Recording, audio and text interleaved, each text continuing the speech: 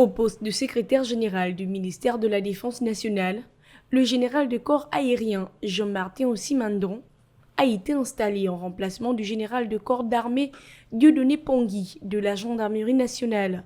Une fois assis sur son nouveau siège, le nouveau secrétaire général à la Défense s'est engagé à relever les nombreux défis qui incombent à ce secteur. Là, on revient sur un travail administratif, mais qui n'est pas à négliger.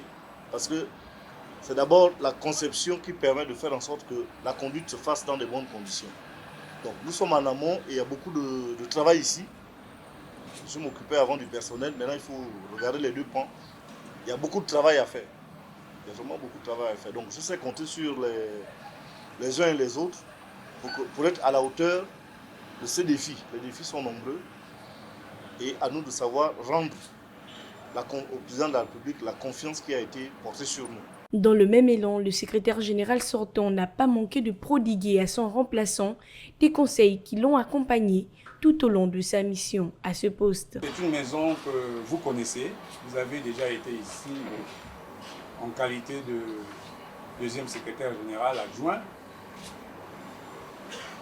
Il vous appartiendra tout simplement de renouer avec les actions que nous avons menées par le passé et y apporter un peu aussi du vôtre, apporter votre marque pour que la maison puisse fonctionner. Après avoir remercié le général de corps d'armée Dieudonné Pongui de la gendarmerie nationale pour ses services rendus au poste de secrétaire général du département de la Défense, le ministre délégué à la présidence chargé de la Défense nationale s'est tourné vers le nouveau responsable au poste afin de lui confier sa mission première. L'histoire de notre pays, depuis le 30 août 2023, a pris une autre tournure.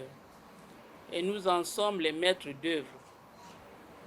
Au sein du CTRI, nous nous sommes dit qu'on devrait réhabiliter, restaurer tout ce qui avait perdu de sa dignité. Et le ministère de la Défense, qui fait partie des institutions de la place, est aussi à restaurer. Ce serait donc votre mission à travers les commandants en chef, à travers vos directeurs généraux, à travers mes orientations, ce serait votre mission de faire en sorte que le ministère de la Défense qui est le nôtre puisse aussi retrouver ses lettres de noblesse.